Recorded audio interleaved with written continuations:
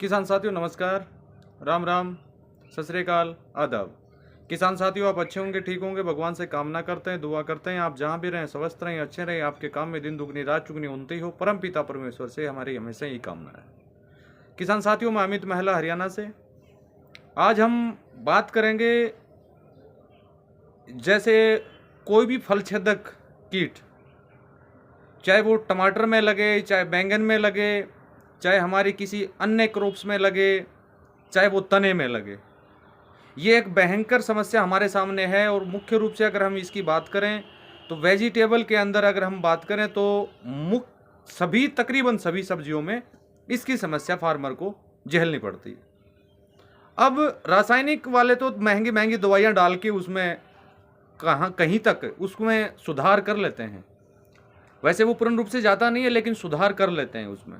लेकिन हम जैविक फार्मिंग जो भी फार्मर करते हैं, हम उसमें किस तरह से उसको छुटकारा पाएँ, किस तरह से उसमें हम बेनिफिट उठाएं, किस तरह से हम उस कीट से और या इल्लियों से छुटकारा हम पाएँ, आज हम इसी विषय पर बात करेंगे। उससे पहले आप ये वीडियो अवश्य देखिए। बीच में ऐसी समस्या अगर आपके पास है, आपके फार्म पर है, तो उसका समाधान कैसे किया जाए।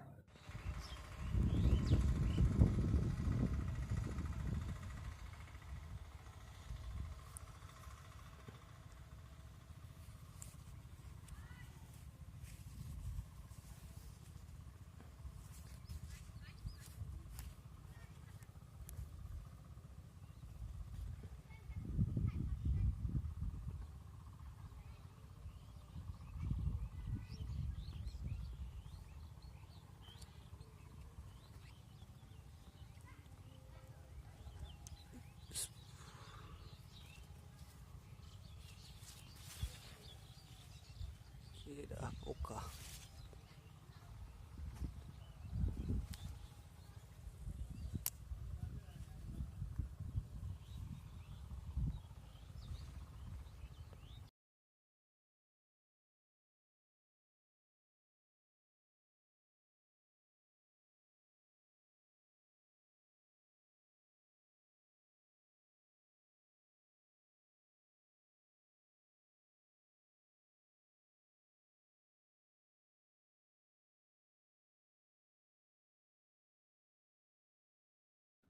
साथियों आपने वीडियो को ध्यान से देखा होगा और इसमें फल को भी आपने देखा होगा। टमाटर का जो फ्रूट हमने इसमें दिखाया है उसको आपने देखा होगा, किस तरह से इल्लियाँ उसके अंदर जैसे छेद कर रही हैं और उसको नुकसान कर रही हैं, क्रॉप्स को नुकसान कर रही हैं।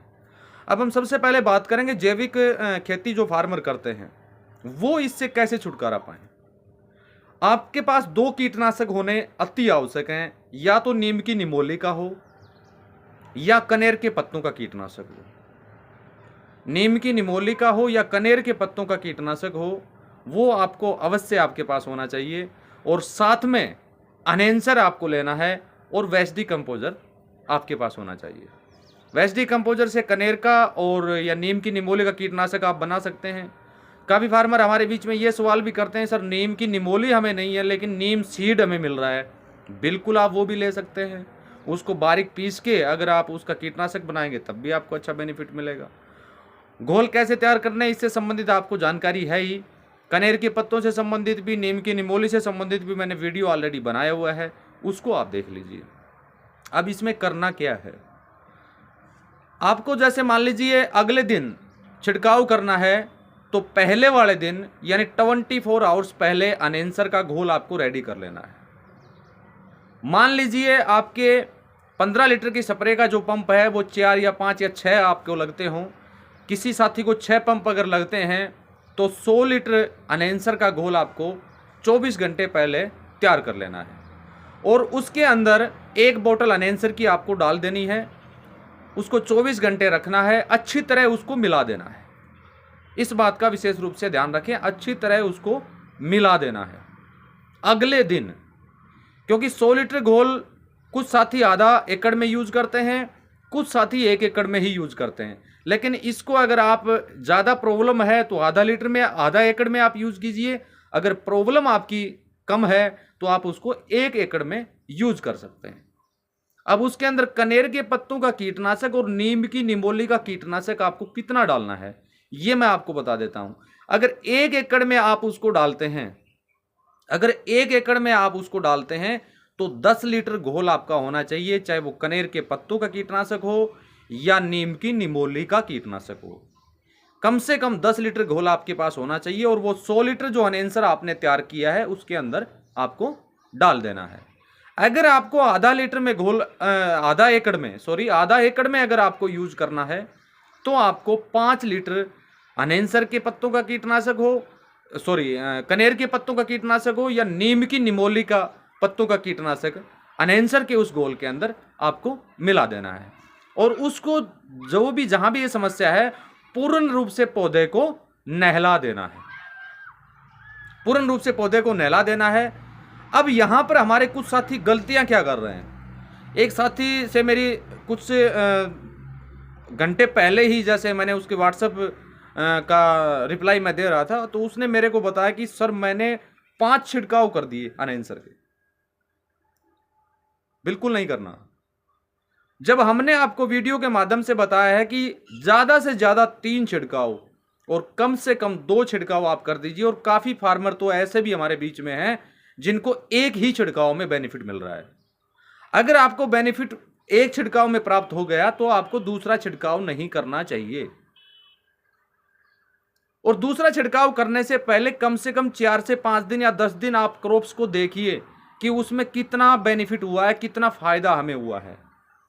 अगर आपको फिर भी उसके अंदर कुछ ये लगता है कि पूर्ण रूप से बेनिफिट मैं नहीं उठा पाया तो आप दूसरा छिड़काव कीजिए, अन्यथा एक छिड़काव ही काफी है, बेनिफिट तो उससे ही आपको मिल जाएगा।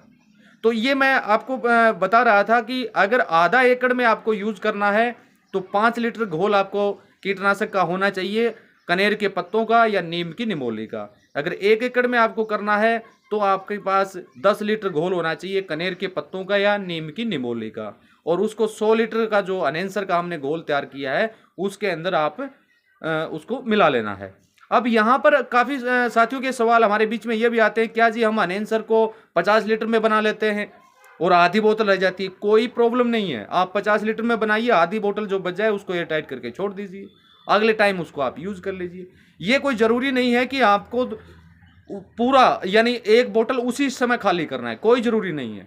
आप 10 लीटर में बनाते हैं तो 50 ml डालिए, 20 लीटर में बनाते हैं तो 100 ml आप उसमें डालिए, यानी उसके अनुसार आप अपना रेशो जो है, क्योंकि हम जो यहाँ बताते हैं वो 15 लीटर के हिसाब से या 50 लीटर के हिसाब से या 100 लीटर के हिसाब से आपको रेशो बताया जाता है, वो आप उसके अनुसार कम ज़्यादा कर सकते हैं अपनी सुविधा के अनुसार।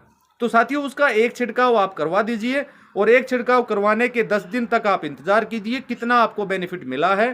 फिर भी अगर कोई वैसी इल्ली का प्रकोप जो है जो का तो अगर है या उसमें कम आपको फायदा हुआ तो दूसरा छिड़काव आप कर दीजिए, दूसरे छिड़काव के बाद ये समस्या आपकी खत्म हो जाएगी। तो साथियों वीडियो को ज़्यादा लंबा नहीं करूंगा। जिन साथियों को अनेंसर की बोतल या वेस्ट डिकम्पोजर की बोतल नहीं मिल रही हो तो वो वीडियो पर दिए गए व्हाट्सएप नंबर पर मैसेज करके प्राप्त कर सकते हैं। हम अगले जो वीडियो में एक नए विषय को लेकर आप लोगों के बीच में हाजिर होंगे। तब तक के लिए नमस्कार, धन्यवाद, राम राम, जय हिंद।